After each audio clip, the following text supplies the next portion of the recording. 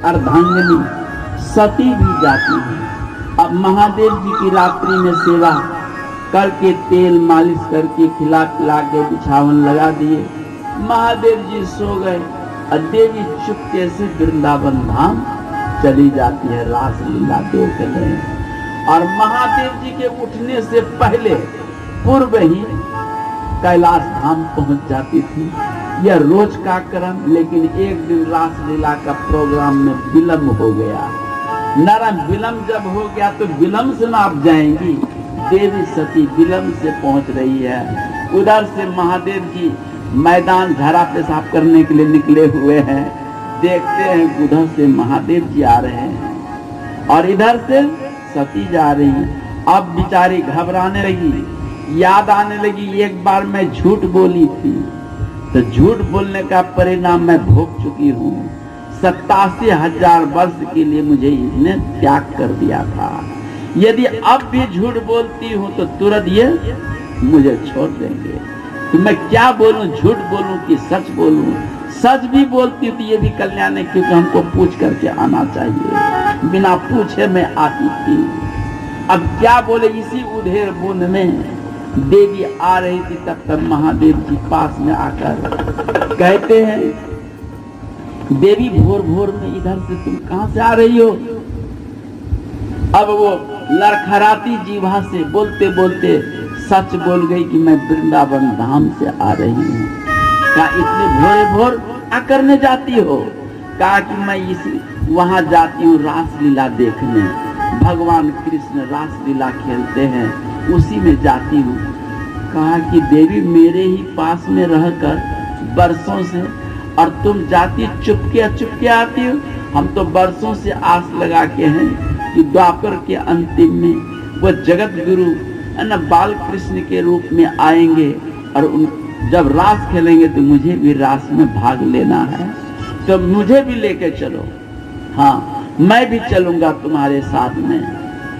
देवी का थोड़ा जो डर भय था वो थोड़ा दूर हो गया, या अब काम बन जाए।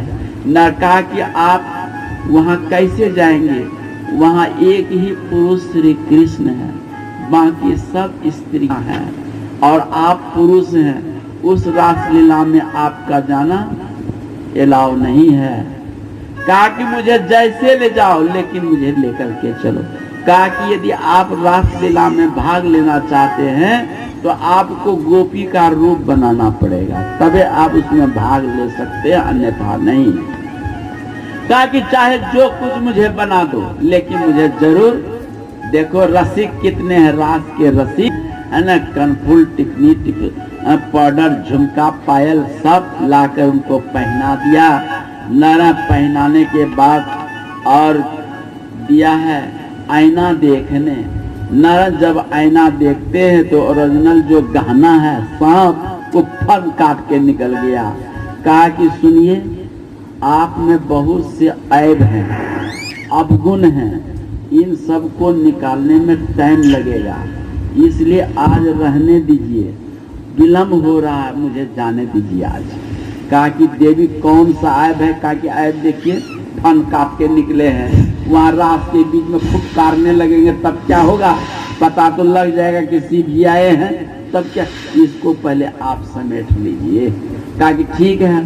कहा कि ये जो जुराफ बाने हैं ये सब जटाएं हैं, ये जटाओं को खोलिए, कंघी से बाल को सुलझा कर और तब जो है जुरा बानिए, उसमें केतकी मोंगरा मल्लिका के पुष्प खोसिए, थोड़ा सुगंध फैले।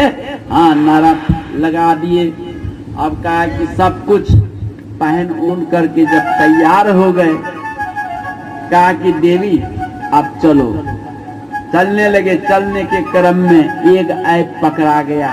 कहा कि सुनिए ना, मैं बार बार कहती हूँ आज रहने दीजिए, छोड़ दीजिए, कल जाइएगा। कहा कि क्या है ऐप देवी?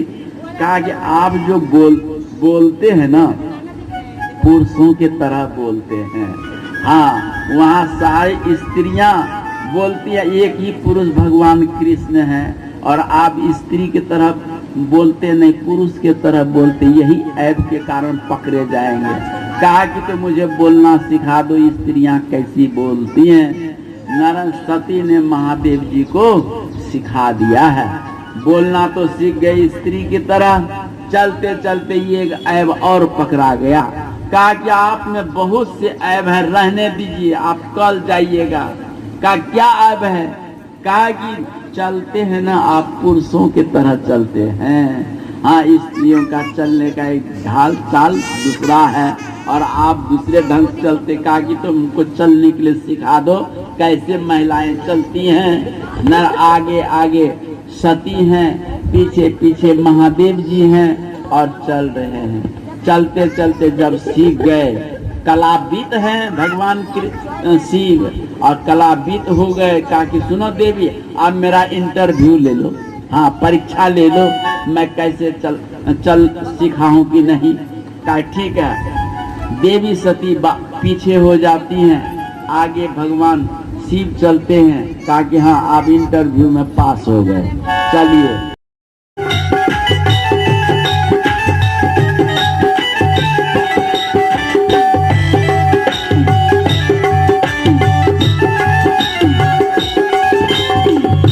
पार्वती से बोले मैं भी चलूंगा तेरे संग में। पार्वती से बोले मैं भी चलूंगा तेरे संग में। राधा संग श्याम नाचे मैं भी नाचूंगा तेरे संग में। राधा संग श्याम नाचे मैं भी नाचूंगा तेरे संग में। रास रचेगा ब्रज में भारी, रास रचेगा ब्रज में भारी, हमें दिखाओ प्यारी आ गई है, रास में आ गई है। एक दिन वो भोले भंडारी बन के ब्रज की नारी वृंदावन आ गए हैं, रास में आ गए हैं।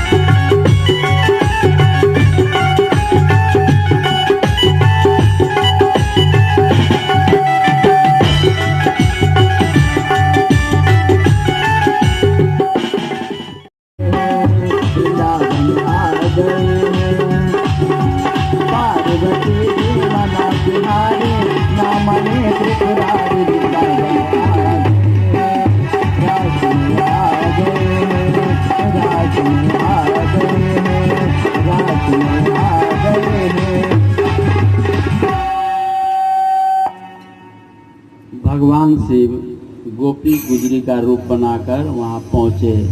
रास में सभी स्त्रियां हैं और पुरुष एक श्री कृष्ण है। इसका भाव क्या है? तो भाव यही है कि जीव आत्मा जितने हैं, शरीर का ढांचा आकार स्त्री पुरुष का, लेकिन अजीब आत्मा ही स्त्री है और परम पुरुष परमात्मा ही एक पुरुष है। एक संसार में एक ही पुरुष परमात्मा है और बाकी सभी स्त्रियां हैं। भले शरीर का आकार ढांचा अलग अलग क्यों नहीं हो, लेकिन जीव आत्मा को स्त्री बोलते हैं, परमात्मा को पुरुष बोलते हैं। तो नारायण इस रास में कई तरह की गोपियां रास में भाग ली हुई हैं। कुमारिका गोपियां, विवाहिता गोपियां, वृद्धा गोपियां, ब्राह्मणी गोपियां, सन्यासिनी गोपियां, ब्रह्मचारिणी गोपियां, ये कई तरह की गोपियां इसमें भाग ली हैं। रास लीला रात में खेली जाती है। ये रास लीला रात में क्यों खेली जाती है? इस रास लीला का दूसरा अर्थ होता है विजय लीला। विजय लीला ये है, रास लीला नहीं, विजय लीला। विजय लीला क्यों है? तो भगवान रात्रि में रासलीला इसलिए खेलते हैं कि रात्रि में जीवों को काम पीड़ा करते हैं, काम विषय वासना सताते हैं। इसलिए भगवान ने रात्रि में लीला का अनुकरण किया है कि मेरी लीला के माध्यम से तुम काम वासना पर विजय प्राप्त करो। ये है विजय लीला।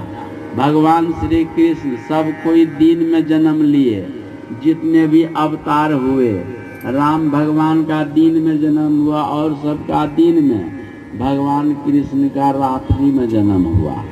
क्यों हुआ जन्म रात्रि में? तो इसलिए जन्म हुआ कि रात्रि में 12 बजे रात में ही जीव को काम वासना सताते हैं, काम पीड़ा करती है। इसीलिए काम पर विजय प्राप्त करने के लिए भगवान ने 12 बजे रात में अवतार ग्रहण किया कि मेरा तुम चिंतन करो, काम का चिंतन मत करो, विषय का चिंतन मत करो, मेरा चिंतन करो, तो तुम्हें परमानंद ब्रह्मानंद की प्राप्ति हो जाएगी। ये इस महीने है ना 12 बजे रात में भगवान ने अपना जन्म ग्रहण किया। साथ भगवान के हर काम जो है ना रहस्यपूर्ण है ना। भगवान राम और भगवान कृष्ण दो हुए हैं। भगवान राम मर्यादा